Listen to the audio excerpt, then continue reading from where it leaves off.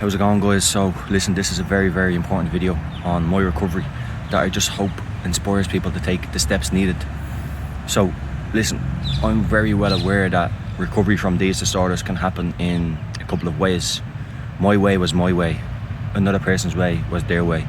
I'm going to speak about my way because it's the only way that I know.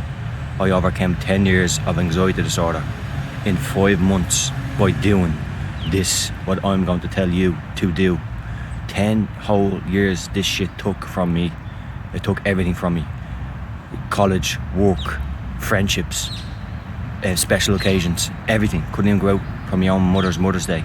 Missed out on birthday parties, everything. It ripped everything from me, guys. I recovered in 5 whole months by doing this. It's the only way I know of recovery. So, what are we truly afraid of? Sensations. You're not afraid of the bus. And this is specifically for agoraphobics, which mine then developed into. You're not afraid of the bus. You're not afraid of the car. You're not afraid of the pub.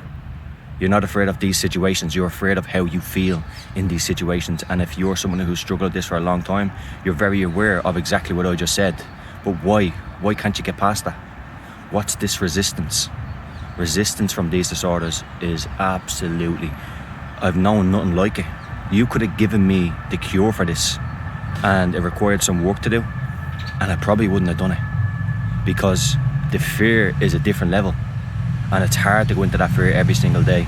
So how did I recover? Guys, I had to reach a state of rock bottom that I've never felt before, and that's what pushed me. A realisation of 10 whole years? Really? 10 years? And I was at my lowest. I was literally crawling. Not literally crawling, but you know, I was on my knees, guys. You know, I was really broke from this, and my recovery happened because, as I just said to you there, you're afraid of sensations and thoughts. That's what's keeping you stuck. You're afraid to go into these situations because of these fears and these bodily sensations. And don't get me wrong, they're absolutely horrible. They're disgusting. They're horrible. No wonder these disorders keep people stuck for so many years, because what you feel is really horrible. And when the brain thinks that there's something wrong, it's all rational thoughts go out the window, and all rational thinking goes out the window. So in my recovery, I realised that I didn't recover by going out and doing the typical exposures. Okay, so in essence, we're all afraid of sensations of anxiety and thoughts, okay? So I had to battle them first. Before I got on the bus, before I got on the train, and eventually a plane. My God. How could I do those things when I was afraid to go 1 kilometre from home?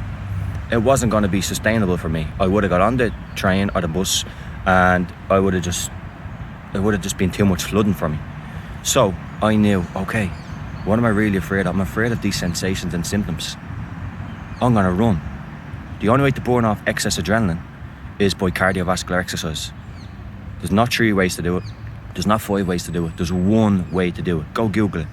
Excess adrenaline. How to burn off excess adrenaline. Google that. The only way to burn off excess adrenaline in the body, which anxiety and fear, is adrenaline. And if you're sitting there all day doing nothing, which you do in these disorders, that excess adrenaline is building up, and it can fuel those thoughts, and it can fuel those moments of panic attacks that should only last between 5 to 20 minutes to escalate on to having them for days, weeks, and being stuck in a panic attack because there's excess adrenaline in your body. You're doing nothing about it. You're sitting there and doing nothing and wasting your life away, which I did for many years, and it's at no fault of your own, because these disorders, we have no understanding of them when we first get them. Next thing we know, we're stuck in all these behaviours and patterns that we never knew we were even getting into in the first place. We thought we just had to sit back and relax and this would just go. No, it doesn't work like that. So I started to run, because running, basically when I'm on a jog, it's a panic attack. I'm actually having a panic attack when I'm running. But what's happening? I'm having all these thoughts when I run, and at the start it's horrible. I'm barely running and then I'm just going home, but I'm keep continuing it. So I'm not doing the typical exposures what people do, is, oh, just got on the bus 10 times, an event. That works, but it didn't work for me. It just would not work for me. I tried it and it just wouldn't work for me. I needed something else. I was a severe case. I needed something else. So getting on the buses, getting on the trains, getting in the cars, just didn't work for me. It just did not work for me. I needed something else. So I decided to run. So what I noticed was in my recovery, when I first started, I was terrified. I had all my fears. I had all, like, couldn't go far from home, all that bullshit. And when I was running, I was terrified of everything. I was terrified of heart attacks. I was terrified of everything. I was bringing a bag with me with Clear Week's book, bottle of water, banana, everything. I carried 2 phones with me. You know, it was crazy, but I kept going because in essence I had to lose the fear of these sensations.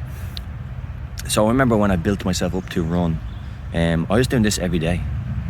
See, the thing with my recovery, I meant it. My life was on the line. I'm willing to take back my life. Nothing was going to stand in my way. I was ready to die. I knew logically I wouldn't die from a panic attack, but I was done with this. I was done living with this disorder. And I mean it, guys, I was broken. I was done. I hope you're at that stage. I hope you're done with it, because that's the stage you need to be at. So I decided just to run. And I said to myself one day, because there was a certain traffic light I couldn't get past, right? As stupid as that sounds, but only people with this disorder know this. I couldn't get past a certain traffic light. Every time I'd get to it, but just the thoughts would, because I had agoraphobia, I had agoraphobic tendencies. I didn't want to go far from home. And there was this traffic light I kept looking at. I was like, there's no way I can get past that. You know, and one day then I just said, I broke down in my house. I was like, no, fuck this, I'm sick of it. And I just decided to run to that traffic light. And I remember running towards it. It was like a mile away. I could see it. I was like, my heart's beating, it's racing. It's like I'm running towards a dragon, literally. It's like I'm running towards my death. That traffic light, whatever the hell was built up in my imaginary mind, it was going to kill me or whatever. I ran towards it and I got to it.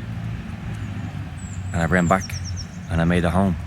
And something in that sparked something in me, that I went towards that fear and overcame that fear, and nothing happened. And I continuously done that. And every time, the fear never evaporated, the fear never left after doing it one time. All the sensations were still the same. The next day, even that night, I was still spiked with anxiety. Nothing changed. How the hell would I overcome 10 years of anxiety disorder in one day, in one little run? Or probably this was my 20th run at the time. But still, I got to that traffic light and I made it past. I decided to do it the next day. And the next day I failed. I didn't have the courage to go towards it that day. But I went back, and that was it was enough to spike my adrenaline really high, to give me panic, to give me all those fearful thoughts, and make it through, and make it back home. So I overcame that. Eventually I was running to it every day, and I just felt nothing. And that was like a 3-kilometre journey from home. Then I started to go to the other traffic light, which was like 5k. So here I am doing 5-kilometre runs, where 2 months ago I could hardly jog around like my local park, which was half a kilometre. And I was burning my adrenaline naturally. I was sending the fear down a different pathway. I was overcoming the fear. In those 2 months, I never stepped foot in a car. I never stepped foot on a bus. I never stepped foot on a train. And I felt fantastic. So then what I started to do was, when I was jogging, I started to be able to run 6, 7, 8k. And that's when you're at your peak. This doesn't work if you're jogging 1 to 2k. Jogging 1 to 2k is your start. That's your start to build up. I guess it's to get rid of that anxiety sensitivity. You start to, the symptoms don't affect you as much. Your anxiety doesn't spike as much. But when you hit that over 5k mark, that's when you start to feel your nervous system be like truly calm and relaxed. So that's what happened to me. I didn't step foot in a car, train, bus for 2 or 3 months. And then what I started to do was, I would jog 5, 6, 7, 8, 9 kilometres, whatever, 10. And I'd jump on a bus. And I'd get on that bus and I'd have no panic. And I'd be looking out and it was a different world. But it took time. I didn't give up after a day or two. I was sick of it. I told you back a few minutes ago in this video, I was done with this disorder. Done. It wasn't going to take more of my life away. And that's how I recovered. I didn't recover the traditional way of exposure therapies. I did it in a different way. I done my exposure therapy to get used to the symptoms before I could do my exposure therapy to the situations. Of course, there was situations with the traffic light and going far from home. They're different situations compared to an actual situation where you can't escape in a bus or a train or a car or something like that. It's different. I used my exposure for those first couple of months to get used to bodily sensations. And that's what worked for me. I got used to the bodily sensations to a point where I could then sit in a car, and if I got spiked with some form of adrenaline, I'd be like, well, I've just done 3 months of jogging here. I know what this feeling is. And it would never, ever spike to a point of a panic attack. It would literally just go back down. It was miraculous. And that's what I want to share with you guys. I'm going back on a jog now. I just wanted to sit down on a bench, because when I'm on a jog, I'm in that flow state. These things just come to me. And that's one of the things, like, I'm just thinking, like, what videos can I make for people? What was the turning point of my disorder? What videos can I put out there for people? I'm someone who's recovered this way. I've done it. It's true recovery. It's real recovery. I've went on to live a miraculous life. What can I give to people? What can I simplify for them? Because this has to be simplified. There's no crazy explanation here, guys. It's simple, but it's just not easy. So for me, getting on the trains, getting on the buses just didn't work for me.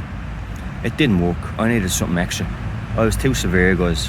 And for me, waking up every day to run into fear was my way to do it. I ran in, it wasn't fear, it wasn't anxiety, this was my life on the line. I had people who loved me who were getting affected by this. My mum, my girlfriend, beautiful people in my life who were getting affected by this. Of me, and no fault of my own, of course, but I had people who loved me, and I wanted to do it for them as much as me. I was always the number one. This was my life I needed to take back. But I wanted to do it for other people as well. And I had a life to live. From age 18 to 28, this took over my life. And now from 28, 29, 30, 32, I just turned 32 last week. And I've lived more in those couple of years than I've ever lived in my life. And I've lived the life that I never thought I could ever dream of. So you can even see the Eiffel Tower over that way. Can you see it?